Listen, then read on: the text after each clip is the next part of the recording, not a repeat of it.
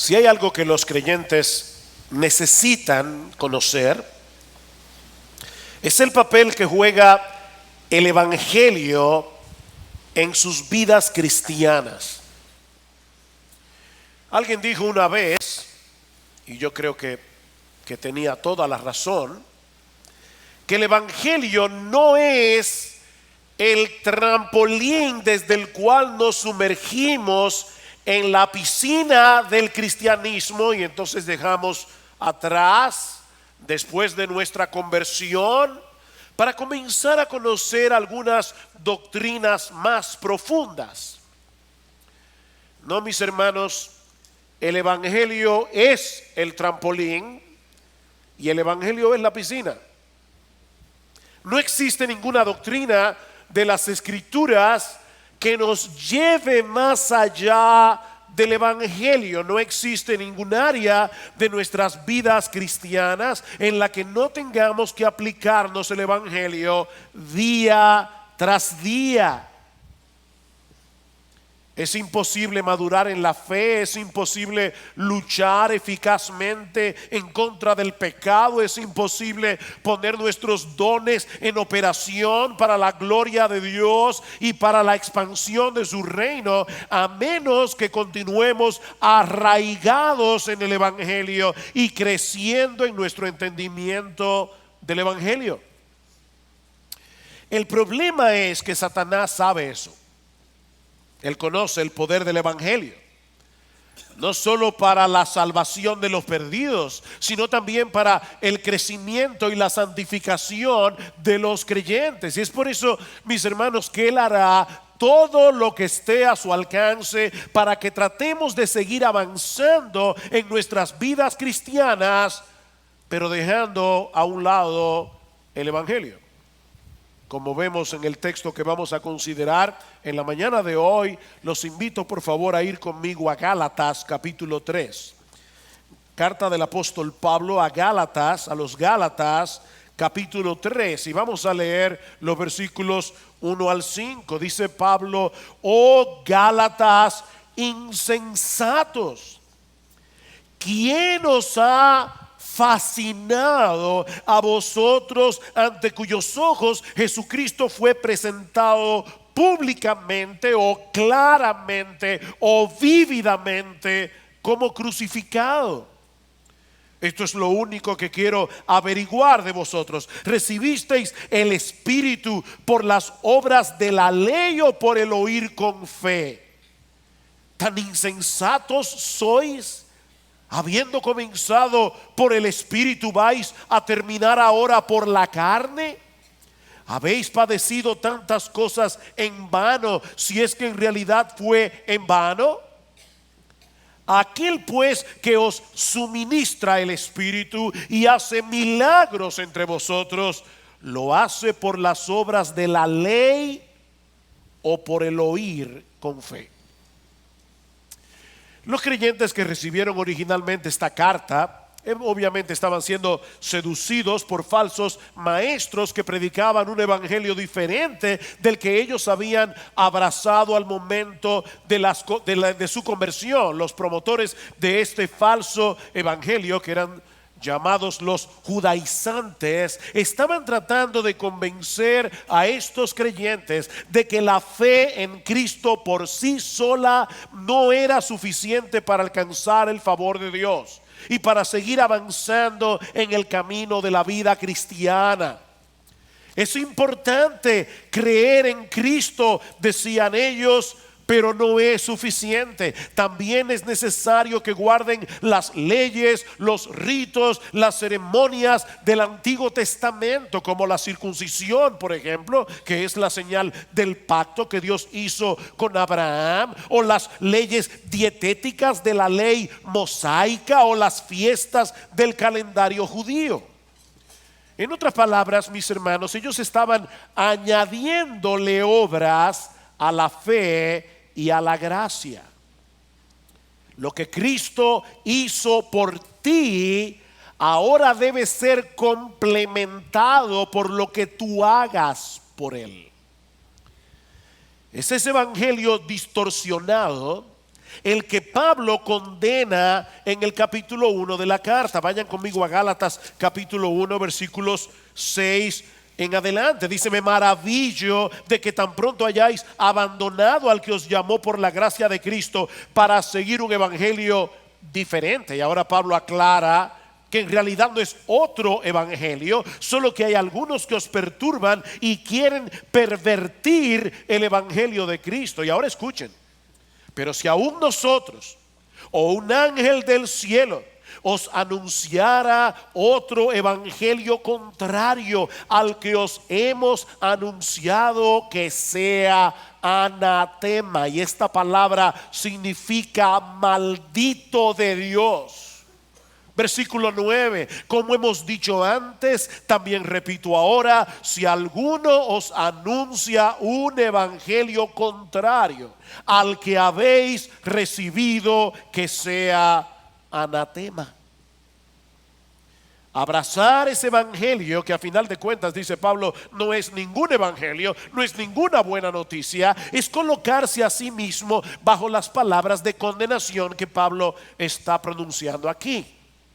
Ahora bien, yo estoy seguro, espero, que ningún hermano de esta iglesia piense que deba circuncidarse o que debe guardar algunos ritos y ceremonias de la ley para ser salvos o para completar nuestra salvación en Cristo. Pero mis hermanos, ¿cuál es el papel que juegan nuestras obras en la santificación? ¿Qué de otras cosas como leer la Biblia, orar, venir a la iglesia, ofrendar, evangelizar o simplemente obedecer los mandamientos de Dios? ¿Cómo conjugamos la doctrina de la justificación por la fe sola, que es el corazón, la esencia del evangelio, es decir, que nosotros somos declarados justos en el tribunal de Dios únicamente por la obra de Cristo, por la obediencia perfecta de Cristo y su muerte en la cruz? ¿Cómo conjugamos esta doctrina de la justificación por la fe sola con la responsabilidad que tenemos los creyentes de ocuparnos en nuestra salvación con temor y temblor, como dice Pablo en Filipenses capítulo 2 versículos 12 al 13? Miren, mis hermanos, si no tenemos un claro entendimiento de cómo interactúan estos dos elementos en nuestra vida cristiana práctica, tarde o temprano terminaremos extraviados, como sucedió con estos creyentes de Galacia. Ellos eran creyentes, pero se extraviaron, fueron estorbados. Como les dice Pablo en el capítulo 5, ¿quién nos estorbó? Ustedes iban corriendo bien. ¿Quién los estorbó? Cuando Pablo les predicó el evangelio en su segundo viaje misionero, ellos abrazaron por fe la realidad de que la salvación dependía únicamente de lo que Cristo hizo a nuestro favor en la cruz del Calvario. Pero un tiempo después comenzaron a prestar oídos a las enseñanzas de estos falsos maestros que los estaban tratando de mover a vivir por las obras, no por la fe. Vean una vez más el capítulo 3 versículo 1: oh Gálatas insensatos, ¿quién os ha fascinado? Esta palabra, que se traduce como insensato, no señala a una persona que es ignorante, no ha sido instruido en ciertas cosas, no. Es más bien la persona que es fácilmente engañada por los falsos maestros debido a su pensamiento descuidado debido a su falta de discernimiento. Es la palabra que usa el Señor a los discípulos que iban camino a Emaús. ¿Recuerdan? Oh insensatos y tardos de corazón para creer todo lo que los profetas han dicho. Lucas capítulo 24 versículo 25. Hay una paráfrasis del Nuevo Testamento. Una paráfrasis es una traducción que trata más bien de traer cuál es la idea del texto, y esta paráfrasis es muy famosa, la paráfrasis de J.B. Phillips, que traduce esta frase de esta manera: oh mis queridos idiotas de Galacia, oh mis queridos estúpidos de Galacia, ¿cómo pudieron ser seducidos por esa estupidez? Mis hermanos, Pablo está profundamente indignado. Este no era el momento para ser políticamente correcto. Pablo está indignado por la forma como estos creyentes se habían dejado seducir por ir detrás de un evangelio distorsionado. Y dice él, es como si ustedes hubieran caído bajo la influencia de un hechizo. Esa es la traducción de la palabra fascinación. ¿Quién los fascinó? ¿Quién los hechizó? Es como si estuvieran bajo un encantamiento. La Nueva Versión Internacional lo traduce: Gálatas torpes, ¿quién los ha hechizado? Y obviamente no era que Pablo creía que ellos habían caído bajo un conjuro mágico, pero él conocía muy bien la forma tan encantadora como los falsos maestros introducen sus herejías. De hecho, muchas veces tienen más carisma que los maestros de la verdad. Son más buenos mozos, se visten mejor. Tienen carisma para fascinar a sus oyentes, para encantarlos,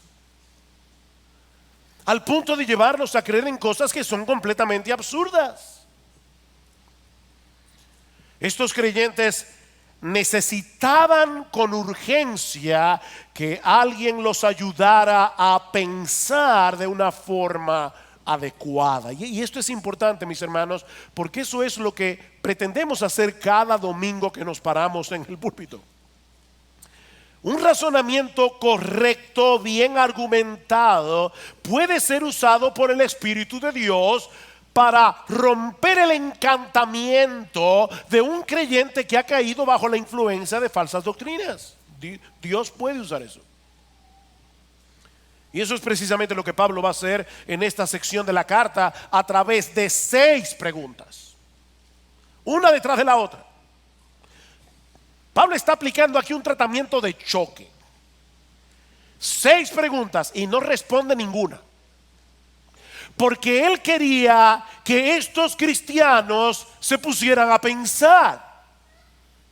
Mis hermanos, porque un creyente que no usa las capacidades mentales que Dios le ha dado, un creyente descuidado en su proceso de razonamiento, será presa fácil de los falsos maestros.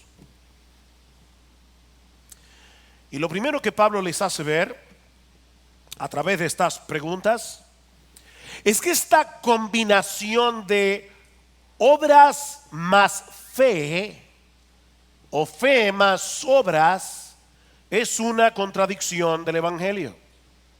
Noten una vez más el versículo 1. Oh Gálatas insensatos, oh mis queridos idiotas de Galacia, ¿quién os ha fascinado a vosotros ante cuyos ojos Jesucristo fue presentado públicamente como crucificado? Qué buena descripción de lo que es la predicación del evangelio. Dice Pablo, yo fui a vosotros y a través de mis palabras, no fue que Pablo fue con un crucifijo, ustedes vieron por los ojos de la fe al Cristo crucificado. Cristo fue presentado claramente delante de vosotros. Yo les expliqué en una forma bien clara, en una forma bien explícita, el significado de la muerte de Cristo en la cruz. Ellos pudieron ver con los ojos de la fe todo lo que Cristo tuvo que sufrir por causa de nuestros pecados. Ahora, mis hermanos, déjenme hacerles una pregunta de cristianismo 101, es decir, cristianismo básico. ¿Por qué Cristo tuvo que morir en una cruz? Él tuvo que morir en una cruz para salvarnos, por la sencilla razón de que nosotros no podíamos salvarnos a nosotros mismos. Eso es evidente. Cristo murió en la cruz porque nosotros no podíamos salvarnos a través de nuestras buenas obras. Mis hermanos, el mensaje del Evangelio aplasta completamente nuestro orgullo, porque nos hace ver que no existe la menor posibilidad de salvarnos a través de nuestra obediencia, a través de nuestro esfuerzo personal. Eso es imposible. De ahí la indignación de Pablo con estos creyentes de Galacia. ¿Cómo es posible que ustedes se hayan dejado arrastrar por ese evangelio distorsionado de salvación por obras? Si ustedes saben muy bien que Jesucristo tuvo que morir en esa cruz para salvarnos, porque no podíamos salvarnos a nosotros mismos.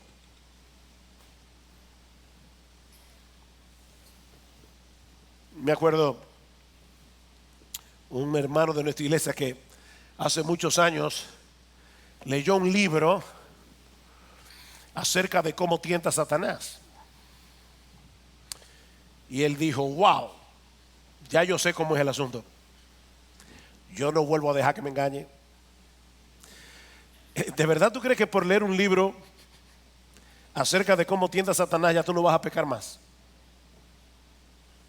Mis hermanos, si hay algo que nosotros sabemos, es que nosotros no podemos obedecer a Dios perfectamente ni por 5 minutos, ni por 3 minutos, ni por 1 minuto. Que no podemos. Y él está diciendo: Gálatas insensatos, ¿cómo es posible que ustedes hayan sido arrastrados? Ustedes vieron a Cristo crucificado con los ojos de la fe. Ustedes entendieron el significado de esa muerte en la cruz. ¿Cómo es que se volvieron atrás?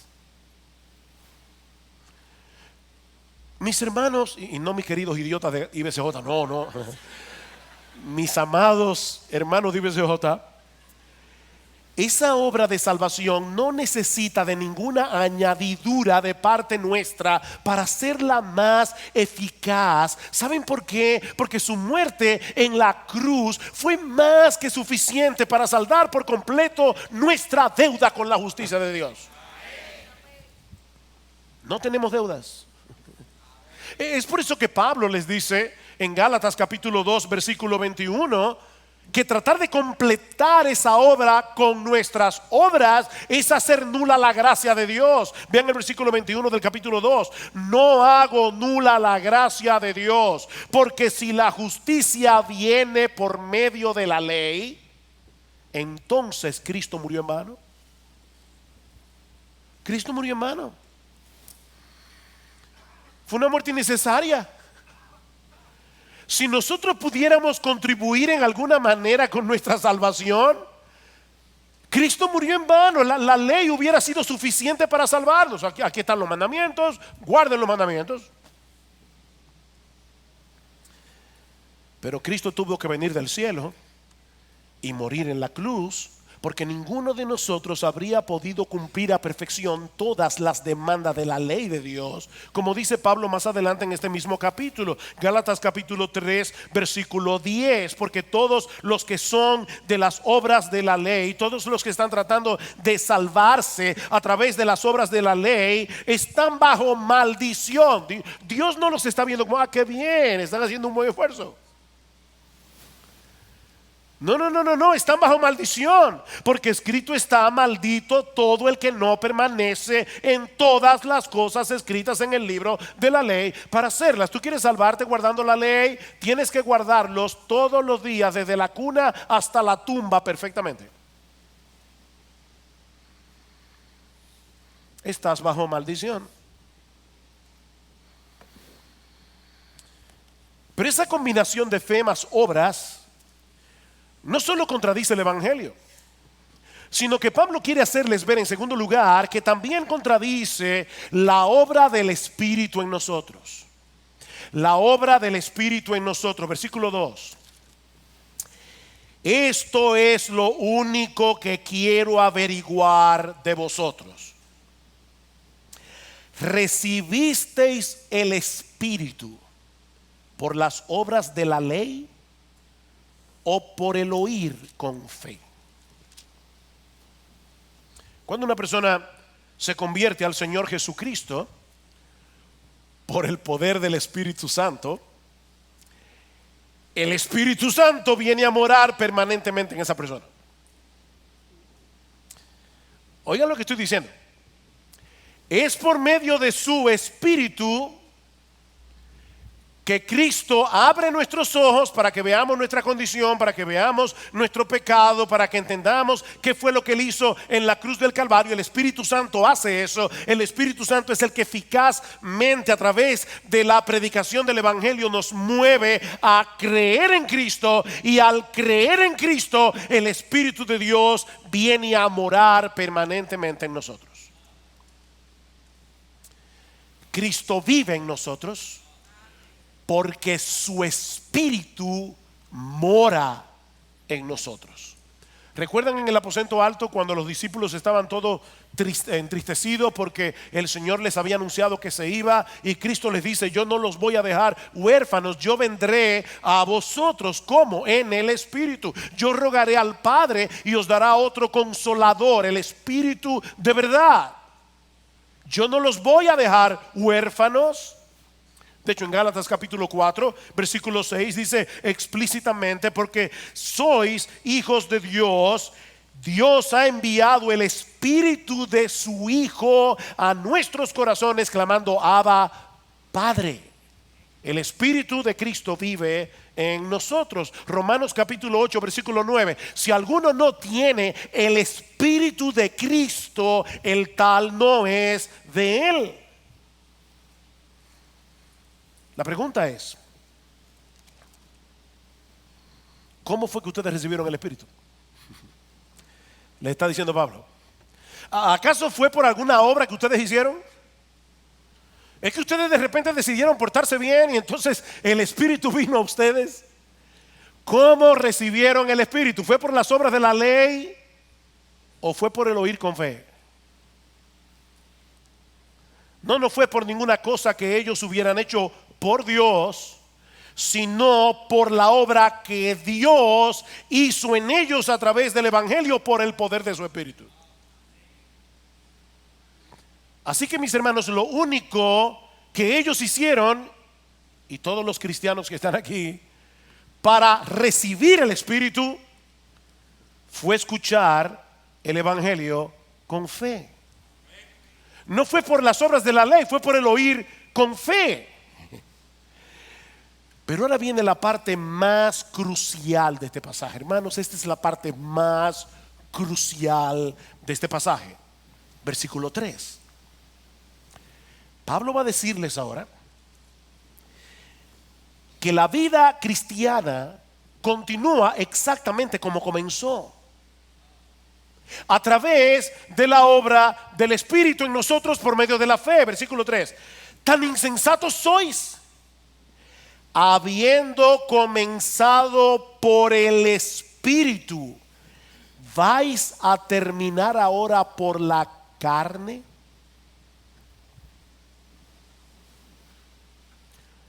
Pablo quería que estos creyentes pensaran, y yo quiero que ustedes lo hagan también, porque lo que Pablo está diciendo aquí no es simple. Esto requiere poner atención.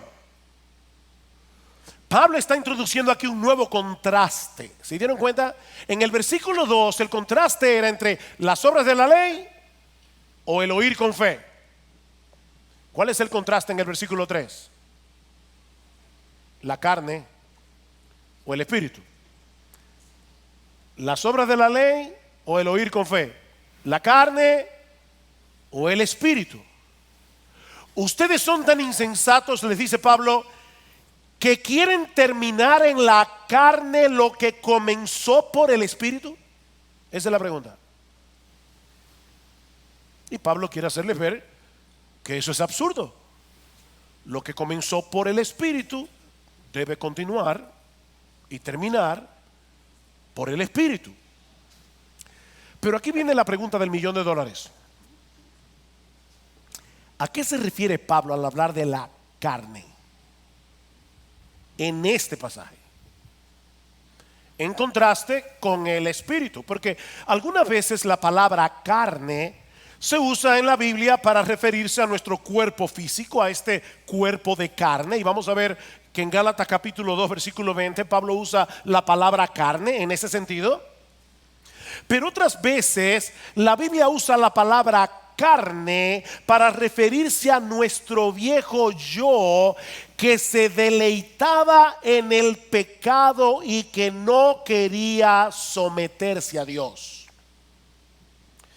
Ese viejo yo se gloriaba en su independencia de Dios. Ese viejo yo se gloriaba en su propia autonomía. El problema es que esa condición carnal no siempre se manifiesta de la misma manera. Es decir, no todos los pecadores tratan de manifestar esa autonomía, esa independencia de Dios de la misma forma. Algunos lo hacen viviendo una vida inmoral, viviendo una vida licenciosa. Más adelante Pablo va a decir que las obras de la carne son la fornicación, la mentira, la ira, la envidia. Esas son las obras de la carne. Pero mis hermanos, otras veces las personas tratan de manifestar esa autonomía de Dios a través de una vida moral, a través de una vida decente, que pretende ganar el cielo por su propio esfuerzo, creyendo que tienen la capacidad de llegar al cielo, subiendo por la escalera de su esfuerzo personal. Y es a eso que Pablo le llama carne en el versículo 3. ¿Ven el contraste? Ustedes comenzaron porque el Espíritu obró en vosotros. Ahora van a regresar a ese estilo de vida que ustedes tenían cuando querían vivir en independencia de Dios, en autonomía de Dios, haciendo las cosas en su propio esfuerzo. Lo que comenzó en ustedes por el Espíritu, es decir, descansando enteramente en la obra de Cristo en la cruz, habiendo sido regenerados por el Espíritu Santo, ahora pretenden completarlo a través de su propio esfuerzo por obedecer la ley de Dios. Vean el versículo 4.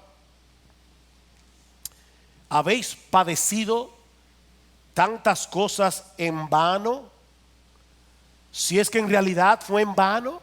La palabra que se traduce como padecer aquí significa literalmente experimentar, y es el contexto el que debe ayudarnos a decidir si se trata de una experiencia negativa como el sufrimiento, la persecución, o si se trata de una experiencia positiva, que es lo que yo creo que Pablo está señalando aquí. Ustedes experimentaron, por el contexto, la bendición del nuevo nacimiento, experimentaron la bendición de haber nacido de nuevo en Cristo para salvación, experimentaron el haber recibido el Espíritu Santo, y todo eso únicamente por recibir por medio de la fe el mensaje del Evangelio. Y ahora Pablo pregunta: ¿es que acaso todo eso fue en vano? ¿Que ahora quieren sustituir la fe por las obras, el Espíritu por la carne? Mis hermanos, la vida cristiana debe continuar exactamente como comenzó. descansando por la fe en las grandes verdades del Evangelio. Versículo 5.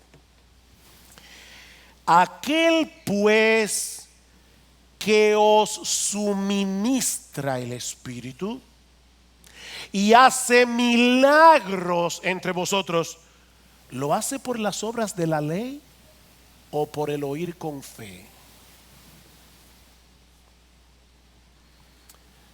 Miren, yo creo que hay pocos pasajes en el Nuevo Testamento que sean tan importantes para la vida cristiana que el capítulo 3, versículo 5 de Gálatas.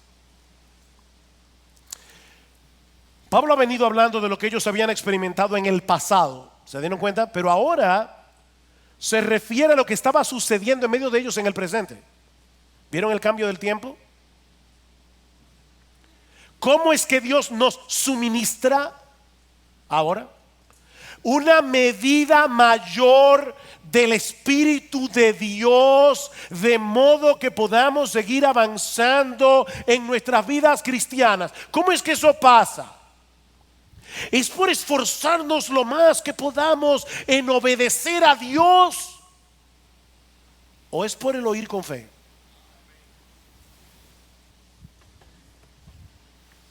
Y obviamente la respuesta sigue siendo la misma. Es por el oír con fe. La vida cristiana comienza por fe, la vida cristiana continúa por fe, la vida cristiana termina con fe. Es lo mismo que Pablo les había dicho unos versículos antes, Gálatas capítulo 2, versículo 20. Gálatas capítulo 2, versículo 20, alguien decía que Gálatas capítulo 3, versículos 1 al 5 no es otra cosa que un comentario ampliado de Gálatas capítulo 2, versículo 20.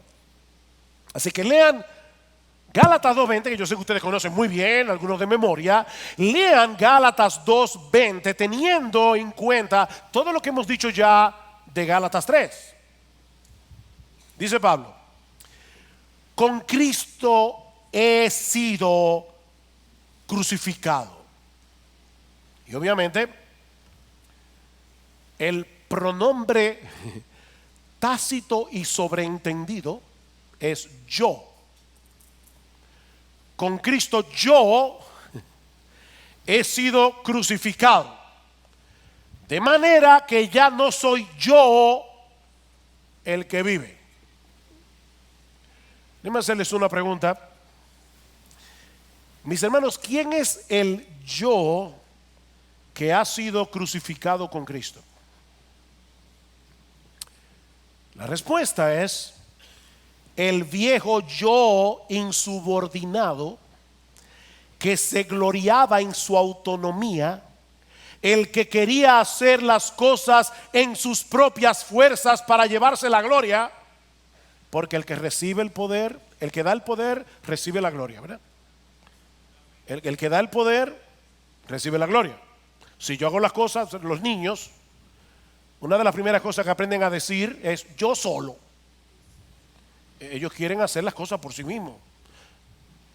Y por supuesto, eso es lo que le pasa al legalista. El legalista quiere obedecer, hacer las cosas en sus propias fuerzas. Y por supuesto le va a pasar lo siguiente: si tiene una pequeña victoria, se va a enorgullecer, porque fue en su propia fuerza. Pero si tiene una derrota, se va a frustrar. El legalista vive en esas dos ondas, o en orgullo o en frustración. Dice Pablo: ese yo fue crucificado con Cristo. Por lo tanto, ya no soy yo el que vive, sino que Cristo vive en mí. Otra vez, ¿cómo es que Cristo vive en mí? Por su Espíritu.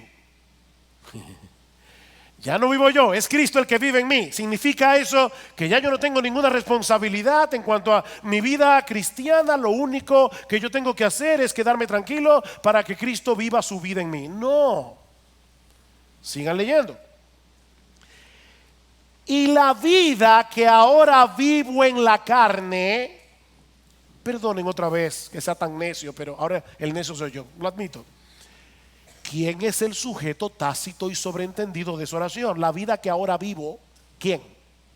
Yo en la carne, es decir, la vida que vivo yo, mi nuevo yo regenerado que todavía permanece en este cuerpo físico, en este cuerpo de carne, pero que ahora tiene la bendición de contar con la presencia permanente del Espíritu Santo que nos mueve a la obediencia.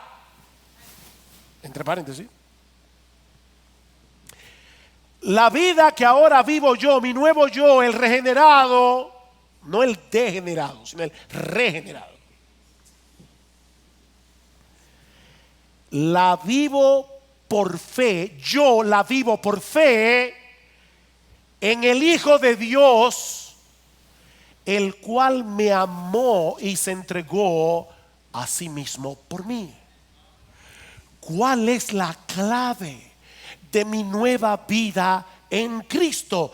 La fe en el Hijo de Dios que me amó y se entregó a sí mismo por mí.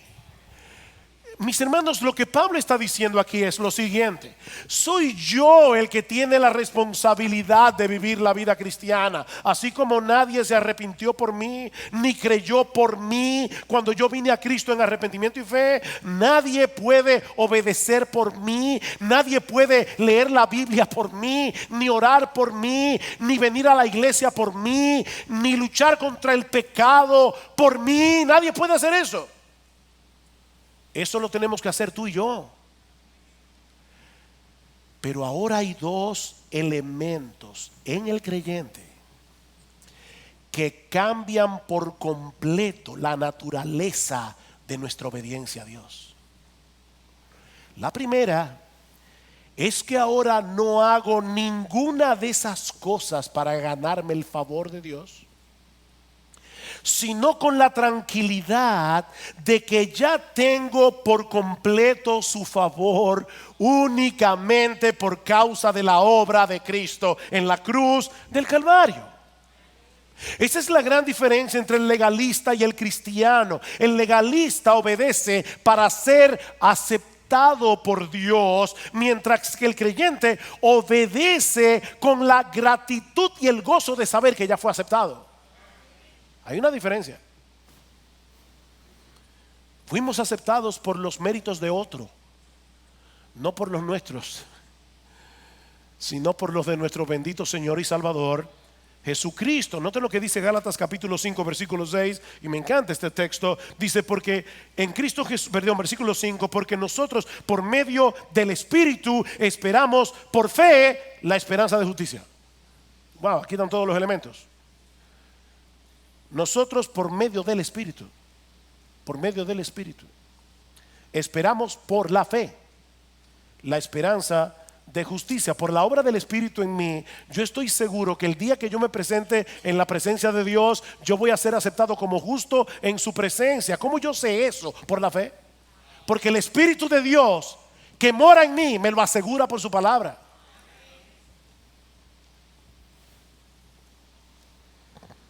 El otro elemento que cambia por completo la naturaleza de nuestra obediencia es que ya no dependemos de nuestras propias fuerzas y de nuestros propios recursos para vivir la vida cristiana, sino que lo hacemos en el poder del Cristo resucitado que vive en mí por su Espíritu. No es en mis propias fuerzas, es por la obra de Cristo en mí. Así que el asunto no es que ahora que somos cristianos ya no importa si obedecemos o no los mandamientos, porque mi salvación depende de Cristo. Él obedeció la ley en mi lugar y por lo tanto ya yo no tengo que afanarme tanto con ese asunto de la obediencia. No. De hecho, escuchen lo que sigue diciendo Pablo en Gálatas capítulo 5, inmediatamente después de haber dicho que él espera por la fe, la justicia por el Espíritu. Dice el versículo 6: porque en Cristo Jesús ni la circuncisión ni la incircuncisión significan nada, sino la fe que obra por el amor. La fe que obra por el amor.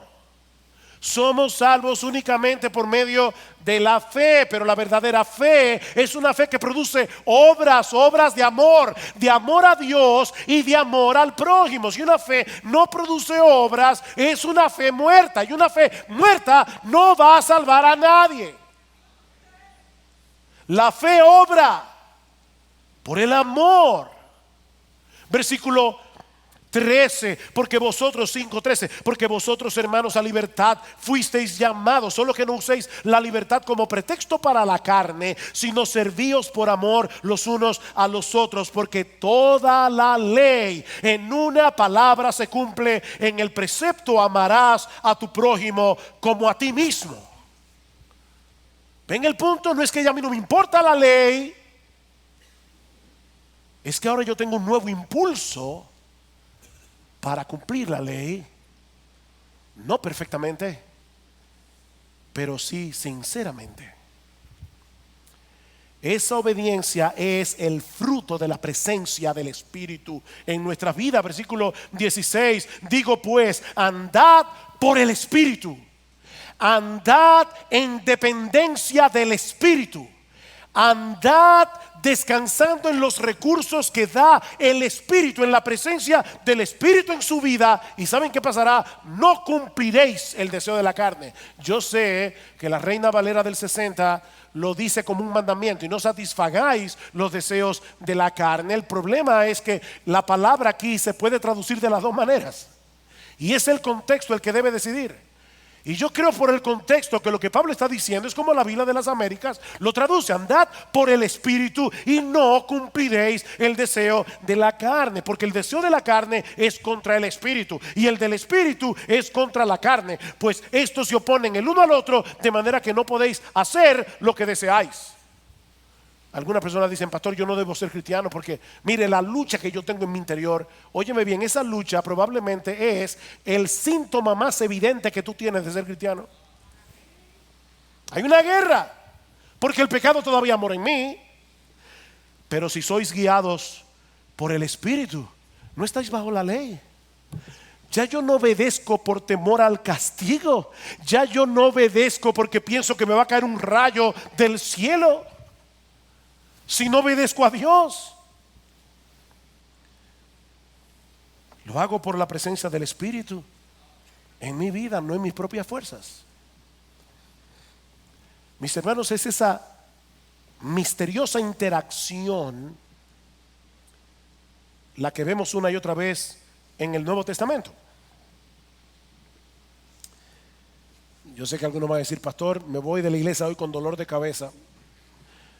Qué bueno, tómate una aspirina, pero escucha, porque eso lo escribió Pablo para una iglesia común y corriente, no era para un seminario. Pablo quiere que los cristianos entiendan esto. Así que, hermano, escucha bien. Somos nosotros los que tenemos la responsabilidad de hacer lo que tenemos que hacer, pero sabiendo de antemano que separados de Cristo nada podemos hacer.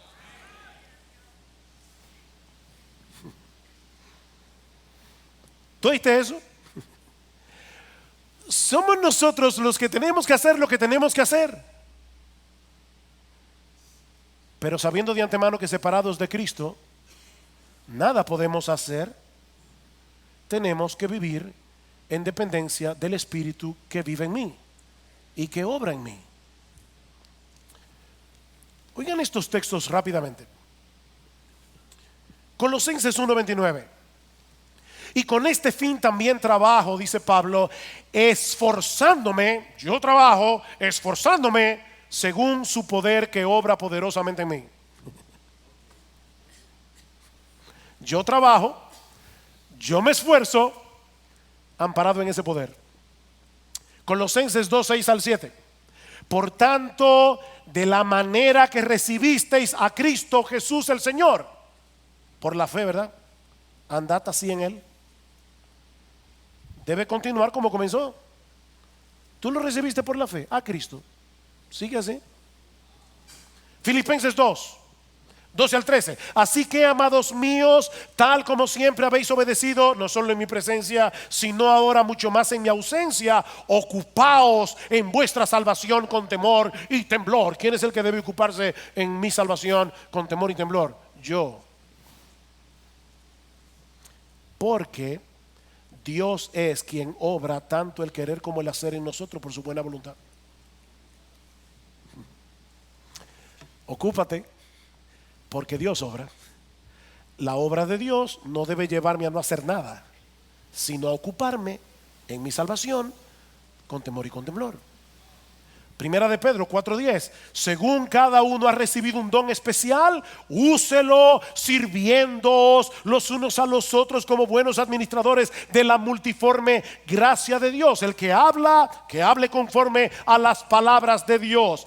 El que sirve, que lo haga por la fortaleza que Dios da. ¿Y saben para qué? Versículo 11. Para que en todo Dios sea glorificado mediante Jesucristo, a quien pertenecen la gloria y el dominio por los siglos de los siglos. Amén. ¿Qué decíamos antes? El que da el poder recibe la gloria, y el que da el poder para poder servirnos en amor los unos a los otros es Cristo, que vive en su espíritu en mí. Él se lleva la gloria. Mire, pastor, hasta aquí lo entiendo de forma teórica, pero ¿cómo se hace eso? Y yo quiero ser lo más práctico que yo pueda en esta mañana. Yo no quiero que usted vaya de aquí diciendo, bueno, yo entendí la teoría, pero no sé cómo poner esto en la práctica. ¿Cómo es que yo puedo hacer lo que tengo que hacer, pero en dependencia del Espíritu? Aquí está la respuesta, y la voy a ampliar, no se preocupen. Confiando por la fe en el Evangelio de Cristo y amparándonos por fe en todas las promesas de Dios reveladas en las Escrituras y que han venido a ser nuestras por causa de Cristo. Oigan otra vez el versículo 5 de Gálatas 3, y por eso les decía que este texto es tan importante. Aquel pues que os suministra el Espíritu. Nosotros queremos ser llenos del Espíritu. Nosotros queremos tener más de la influencia del Espíritu, ¿no es así? Aquel pues que os suministra el Espíritu y que hace milagros entre vosotros, ¿lo hace por las obras de la ley o por el oír con fe? El oír con fe, ¿el qué? El Evangelio. Versículo 6. Así Abraham creyó a Dios y le fue contado como justicia. Por consiguiente, sabed que los que son de fe, estos son hijos de Abraham. Los que creyeron en ese Evangelio que Dios les reveló a Abraham y que él creyó por la fe. ¿Cómo es que Dios nos suministra el Espíritu? ¿Cómo es que Dios hace milagros entre nosotros?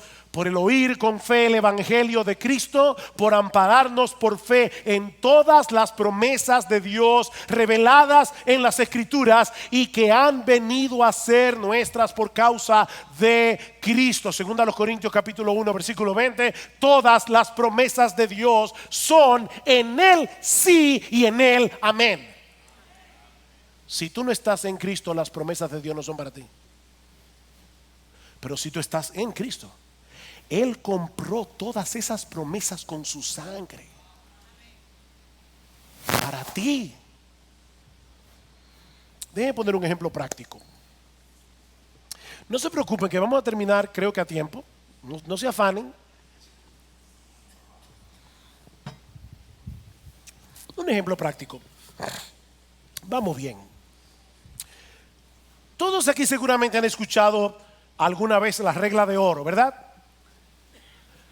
Todo cuanto queráis que os hagan los hombres, así también haced vosotros con ellos, porque esta es la ley y los profetas. Obedecer ese mandamiento es cumplir toda la ley. Hazle al otro el bien que tú quieres que te hagan a ti. Ahora, mis hermanos, piensen en la implicación de ese mandamiento. Obedecer este mandamiento en nuestra propia fuerza no es difícil, es imposible. ¿No es así? De verdad, esto es imposible. Nos amamos demasiado a nosotros mismos como para poder hacer con los demás lo que nosotros queremos que los demás hagan con nosotros. Pero ahí está el mandamiento. No podemos borrarlo de la Biblia y tenemos que obedecerlo porque esa es la voluntad de Dios. Ok. Si tú conoces bien tu Biblia, probablemente te diste cuenta que yo salté 2 palabras del texto. Y 2 palabras que hacen toda la diferencia. Este texto comienza de esta forma. Por eso, todo cuanto queráis que os hagan los hombres, así también haced vosotros con ellos, porque esta es la ley y los profetas. Este mandamiento no funciona en un vacío. Es la conclusión de algo que Cristo viene diciendo. ¿Y qué es lo que Cristo venía diciendo? Pedid y se os dará. Buscad y hallaréis, llamad y se os abrirá, porque todo el que pide recibe, y el que busca halla, y el que llama se le abrirá. ¿Qué hombre hay entre vosotros que si su hijo le pide pan, le dará una piedra, o si le pide un pescado, le dará una serpiente? Pues si vosotros, siendo malos, sabéis dar buenas dádivas a vuestros hijos, ¿cuánto más vuestro Padre que está en los cielos dará buenas cosas a los que le pidan? Por eso, dedícate a cumplir la regla de oro. Mis hermanos, la razón por la que nosotros somos tan egoístas es porque pensamos en lo más profundo de nuestro corazón que si no nos ocupamos de nosotros mismos, nadie lo hará. Pero Cristo nos está liberando aquí. Cristo nos está dando una promesa en este texto de la cual podemos y debemos apropiarnos por la fe todos aquellos que estamos en Cristo. Tú tienes un Padre en los cielos que cuida de ti. Ampárate por la fe en esa promesa, porque esa promesa es tuya. Romanos 8:32 es la madre de todas las promesas. El que no escatimó ni a su propio Hijo, sino que lo entregó por todos nosotros, ¿cómo no nos dará juntamente con Él todas las cosas? ¿Tú crees en eso? Esa es una promesa del Evangelio que Cristo compró con sangre para ti. Dedícate a servir a los demás por amor. Y que nadie piense que eso significa que Dios nos va a dar todas las buenas cosas que yo quiero. ¿Verdad? Como decíamos una vez, alguien decía, en la vida lo más importante son las cosas pequeñas, un pequeño yate, una pequeña mansión, una pequeña fortuna. No es eso lo que Pablo está diciendo. Porque más adelante dice que por causa de Cristo somos muertos cada día, somos perseguidos, tenemos espada, pero aún a pesar de todas esas persecuciones, Dios nos va a dar todo lo que necesitamos para vivir una vida bienaventurada que le glorifique a Él y que sea de bendición para otros. ¿Qué significa entonces vivir en dependencia del Espíritu? Ok, déjenme responder esta pregunta con un acróstico para terminar. Un acróstico que aprendí hace un tiempo atrás y que ha sido muy útil para mí, tanto para mi vida cristiana como para mi ministerio. Cada vez que voy a predicar, yo recuerdo este acróstico. Adaptado al español es ROCA, con doble A. ROCA. Reconoce, ora, confía, actúa y agradece. Y por si acaso, estos no son los 5 pasos para una vida exitosa y feliz. No, esto es un hábito de vida que tú debes desarrollar, que vas a internalizar y que te va a ayudar de una manera casi natural. Va a ser como una nueva naturaleza en ti, a depender del Espíritu y tener que decir, paso 1, reconoce, paso 2. No. Internaliza esto. ROCA. En primer lugar, reconoce. Mi hermano, reconoce que en ti mismo eres un 0 a la izquierda.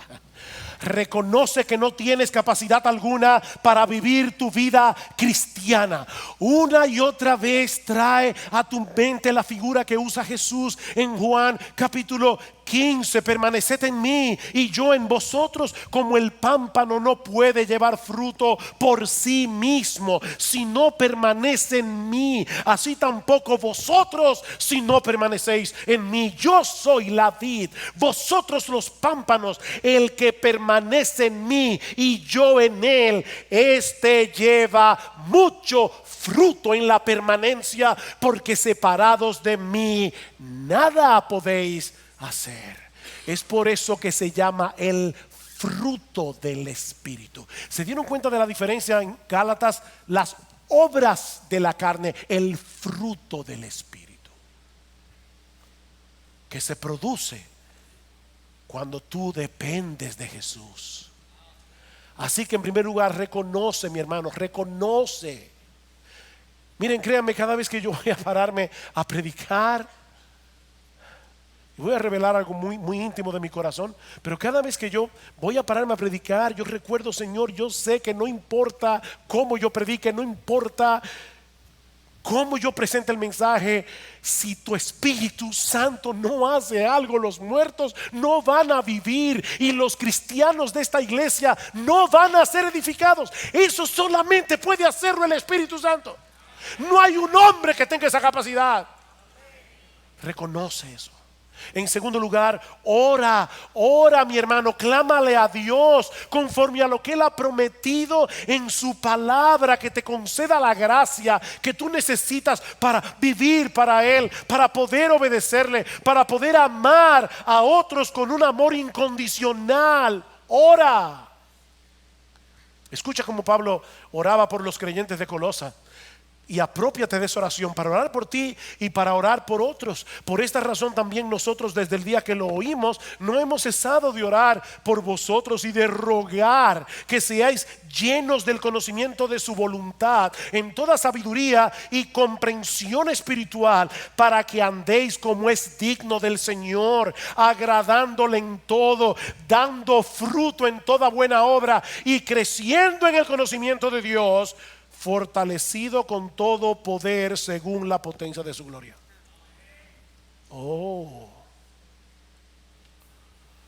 Yo quiero que ustedes vivan de esta manera. Yo quiero que ustedes agraden a Dios, pero fortalecido con todo poder en toda potencia de su gloria. Señor, dame ese poder. Dame ese poder. Señor, yo no puedo vencer la envidia de mi corazón. Yo no puedo vencer la lujuria de mi corazón. Yo no puedo vencer la ira que hay en mí. Yo no puedo. Ora. En tercer lugar, confía. Confía, mi hermano, en las promesas. En las promesas que Dios nos ha dejado en su palabra, porque Él es un Dios fiel. Él ha prometido capacitarnos. Él ha prometido estar con nosotros todos los días hasta el fin del mundo. Él ha prometido ser nuestro amparo y fortaleza en momentos de necesidad. Ampárate por fe en todo lo que Dios nos ha prometido en Cristo, porque, mi hermano, eso es lo que energiza nuestra obediencia. Dice Pablo en Romanos capítulo 15 versículo 13: y el Dios de esperanza os llene de todo gozo y paz en el creer, para que abundéis en esperanza por el poder del Espíritu Santo. ¿Por qué tú envidias? No, pastor, yo no envidio. Mentiroso. ¿Por qué tú quieres tener cosas que otros tienen? Porque en el fondo de tu corazón tú crees que tú mereces algo mejor. Aplícate el evangelio y van a pasar dos cosas. Te vas a dar cuenta, en primer lugar, que lo que tú mereces es el infierno, y en segundo lugar, que tú tienes infinitamente más de lo que mereces. Tú tienes el perdón de los pecados, tú tienes el don de la vida eterna, tú tienes a Jesucristo, tú tienes un Padre en los cielos, tú tienes el Espíritu Santo.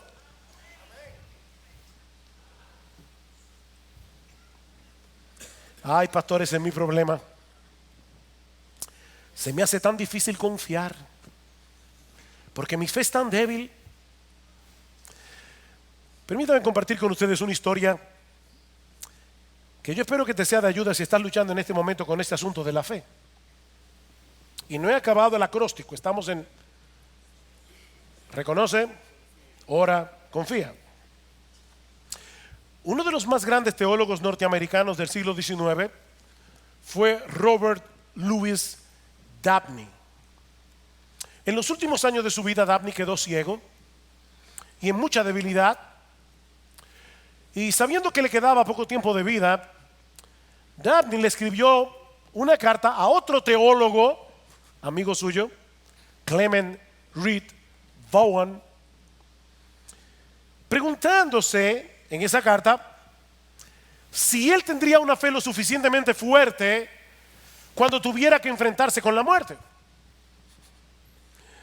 Vaughan le respondió de una forma muy teológica y con un corazón muy pastoral a la vez, preguntándole a Dabney qué haría un viajero si llegara a un abismo sobre el cual se extiende un puente. La pregunta es, y ahora leo la carta que le escribió a Dabney, ¿qué hace él para cultivar confianza en el puente?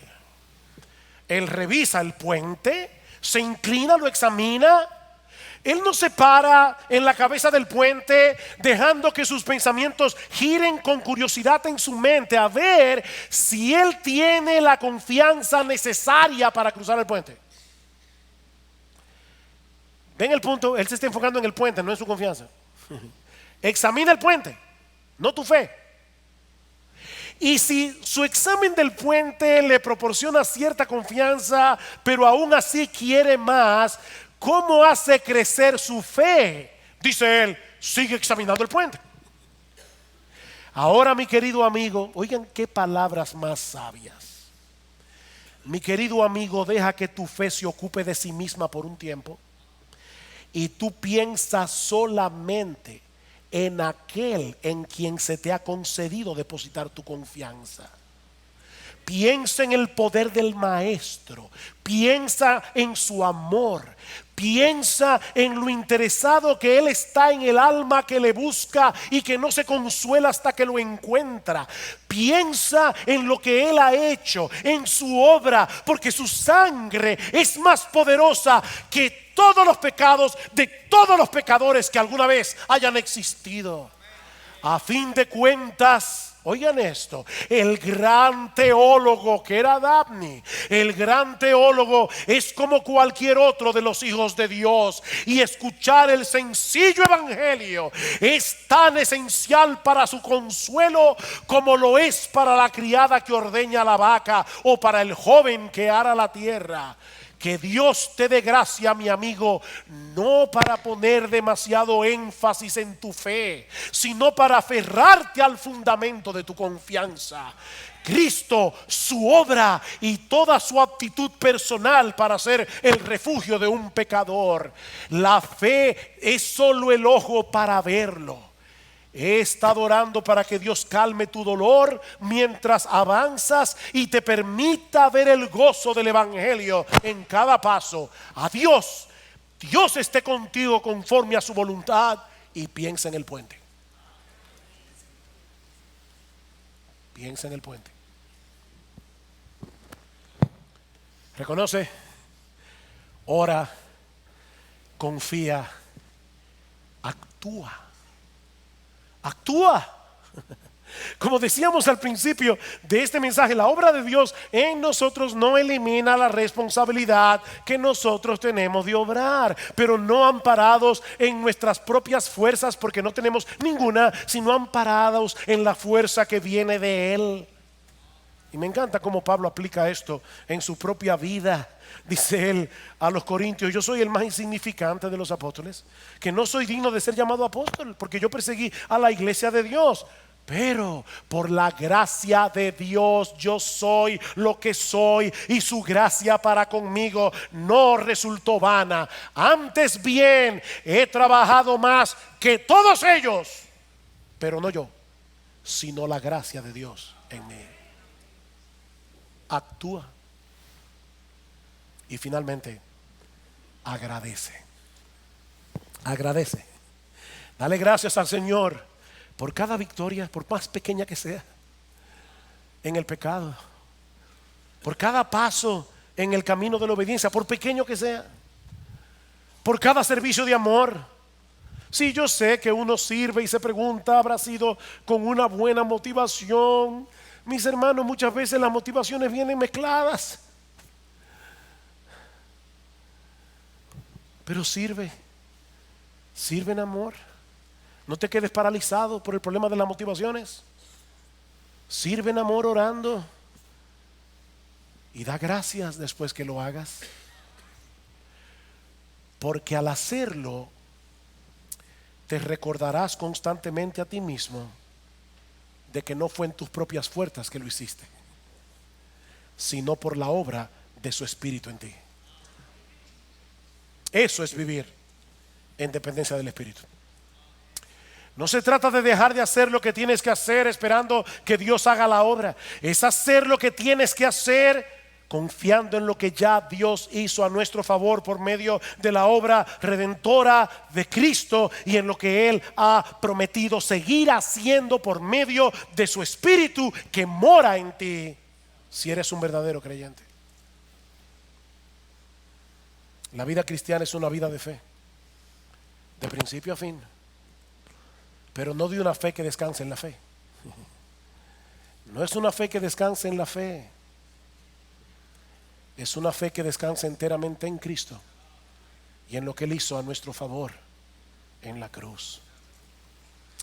Y si tú estás aquí en esta mañana, yo quiero invitarte, mi amigo, a que tú vengas a Él en este mismo momento, en arrepentimiento y fe. Recuerda, mi amigo, que las promesas de Dios en las Escrituras no tienen ningún valor para ti, a menos que estés en Cristo.